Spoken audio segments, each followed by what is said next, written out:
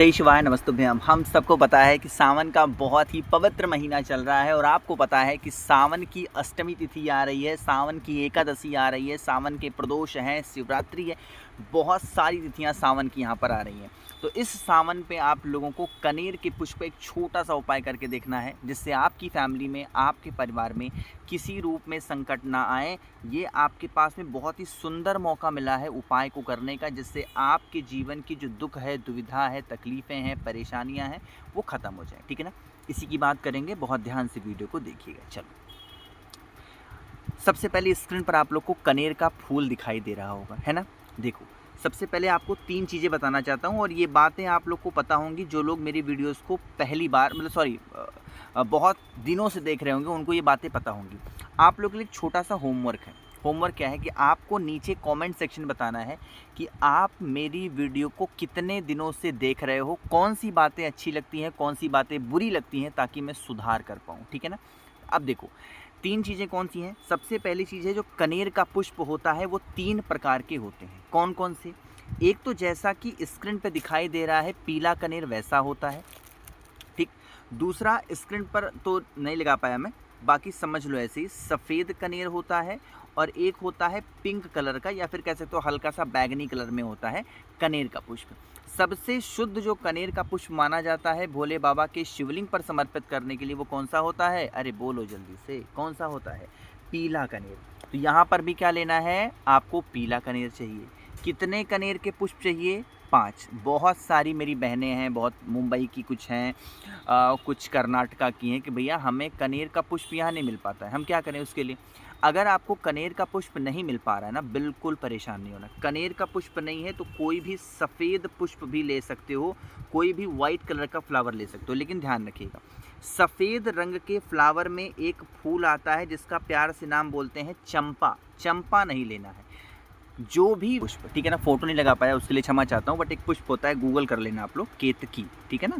ये पुष्प जो भी व्यक्ति भूल कर भी अगर भोले बाबा के शिवलिंग के ऊपर समर्पित करता है, उसको 100 गौ हत्या का पाप लगता है। इस चीज़ का ध्यान, तो भूल कर भी ऐसी गलती नहीं करनी, पहली चीज़। दूसरा काम क्या करना है, आपके पास में जो 5 कनेर के पुष्प हैं उनको लीजिएगा और 1 लोटा आपको जल लेना है। लेकिन यहाँ 1 लोटा नहीं बच्चा, यहाँ 2 लोटा जल लेना है। क्यों लेना है? क्योंकि कौन सा दिन चल रहा है? सावन का महीना। सावन में किसकी महत्ता होती है? कांवड़ जल की महत्ता होती है। इसीलिए आप सभी लोगों को कांवड़ जल लेना है। कांवड़ जल का मतलब क्या हुआ? 2 लोटा जल। कितना लोटा जल? 2 लोटा जल। बातें क्लियर हो रही हैं क्या आप लोग? अरे जल्दी से बोलो, बातें क्लियर हो रही हैं क्या?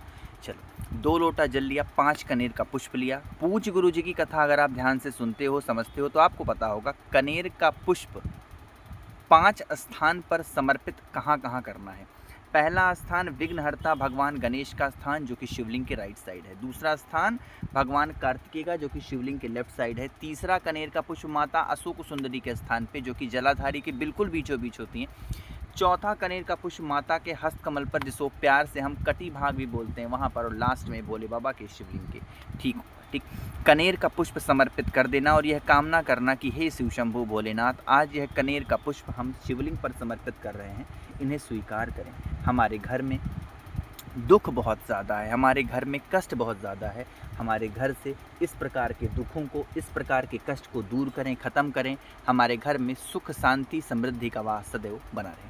ऐसी विनती प्रार्थना करना और 2 लोटा जल भर भर करके भोले बाबा के शिवलिंग के ऊपर समर्पित कर देना। यकीन मान लीजिए, कभी जीवन में पीछे नहीं मुड़ना है, हमेशा जीवन में तरक्की ही करोगे। बातें क्लियर हैं क्या?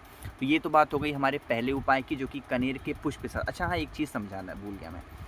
जैसे हम लोग की आदत क्या होती है कि जब हम भोले बाबा को समर्पित करते हैं जल ना, तो क्या करते हैं, जल को यहाँ से रोक करके अपने आँखों पे लगाएंगे, कुछ लोग आचमन कर लेते हैं, कुछ लोग घर में छींट देते हैं। लेकिन नहीं, यहाँ पे ऐसा नहीं करना। क्या करना है, जब कभी भी कनेर का पुष्प चढ़ाओ, जब कभी भी धतूरे का पुष्प चढ़ाओ, या सिर्फ धतूरा ही चढ़ा दो, तो आपको जल को रोक करके ना तो घर पे लाना होता है, ना तो अपने आँखों पे, नैनों में लगाना होता है। ठीक है ना।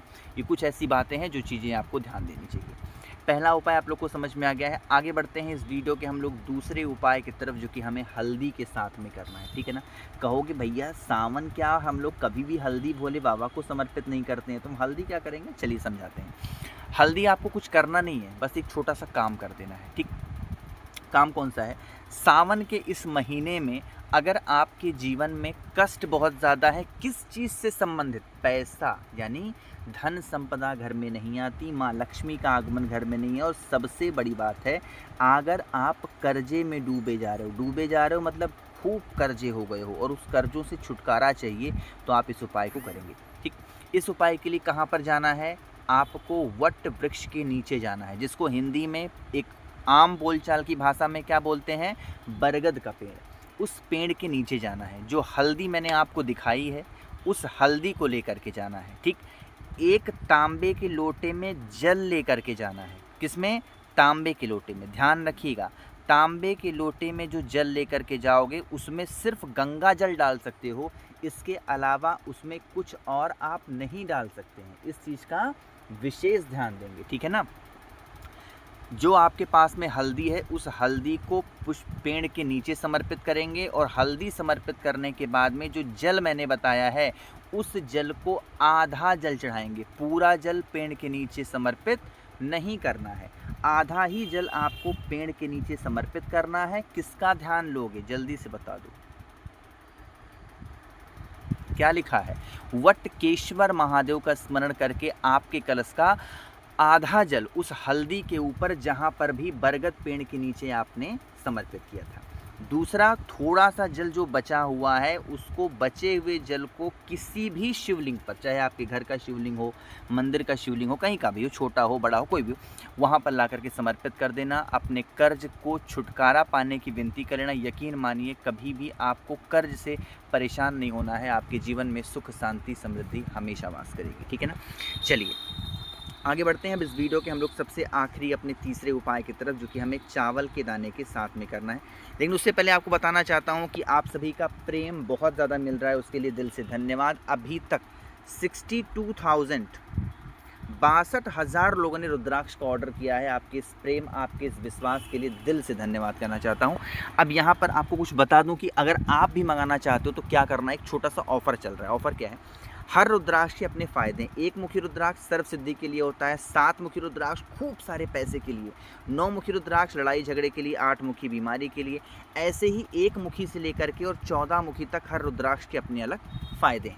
कोई भी रुद्राक्ष 1 या 2 4 10 आप मुझसे खरीदते हो, इसके साथ में आप लोग को बहुत सारी चीज़ें फ्री दे रहा हूँ। कौन कौन सी, सबसे पहली चीज़ तो मैं आपको फ्री दे रहा हूँ, आपको 5 मुखी रुद्राक्ष, फिर आपको 3 मुखी रुद्राक्ष फ्री दूंगा, फिर आपको रुद्राक्ष की माला ही दे दूंगा, प्लस आप लोगों को 50 ग्राम भस्म महादेव का श्रृंगार करने के लिए दूंगा, और 4 स्टिकर श्री शिवाय नमस्तुभ्यम के, ये भी बिल्कुल फ्री में दूंगा। तो अगर इन सभी चीज़ों का लाभ आप सभी को उठाना है तो आपको करना पड़ेगा मुझे व्हाट्सएप पे मैसेज 8299419143, ठीक है ना। इस नंबर पर सिर्फ व्हाट्सएप करना है और आपके ऑर्डर प्लेस हो जाएंगे। पूछिएगा भैया कौन सा रुद्राक्ष कितने का है, मैं बताऊँगा, ठीक है ना। चलिए आगे बढ़ते हैं इस उपाय को समझने की। तीसरा उपाय हमें करना क्या है और उससे क्या क्या बेनिफिट है। तीसरा उपाय स्पेशली होगी आपकी मनोकामना की पूर्ति के लिए। बहुत इजी, बहुत आसान सा उपाय है, समझने की कोशिश कर लेते हैं। यहाँ पर आप लोग को चावल के दाने दिख रहे हैं और दूसरे नंबर पर आपको दूर्वा दिख रही है। जो भी आपकी मनोकामना है, जो भी आपकी विशेष हैं, जो भी आपकी इच्छा है, उस इच्छा से कुछ दाने चावल के, बस ध्यान रखना है चावल का दाना खंडित ना हो, टूटा हुआ ना हो, इस चीज़ का ध्यान रखेंगे। और दूसरा, आप लोग 3 या 5 दूर्वा ले लीजिएगा। अपनी मनोकामना, अपनी विशेष को कहते हुए चले जाना भोले बाबा के शिवलिंग के ऊपर और समर्पित करके 1 लोटा जल चढ़ा देना। कभी भी जो भी आपकी विशेष अधूरी रह जाती होंगी वो पूरी जरूर होंगी। एक चीज़ का और विशेष ध्यान दीजिएगा आप सभी लोग कि जब कभी भी भोलेनाथ की पूजा करने के लिए जाओ तो आप कोशिश किया करो प्रदोष काल में पूजा करने की, ठीक है ना। लोग क्या करते हैं, सुबह सुबह स्नान करेंगे सूर्योदय से पहले और जल चढ़ाएंगे, उपाय करेंगे, पूजा करेंगे।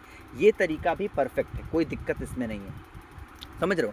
लेकिन जो विशेष समय माना गया है भोले बाबा की पूजा करने का वो प्रदोष काल होता है, ठीक। तो शाम के टाइम पे प्रदोष काल में पूजा किया करिए, उसका फल आपको जल्दी देखने को मिलेगा। बाकी कोशिश की है अच्छा समझाने की, कोई बातें क्लियर नहीं है, समझ में नहीं आती हैं, नीचे कमेंट सेक्शन में पूछें। मेरे जितने भाई बहन आवाज़ पहली बार सुन रहे हैं चैनल को ज़रूर सब्सक्राइब करेंगे। श्री शिवाय नमस्तुभ्यम।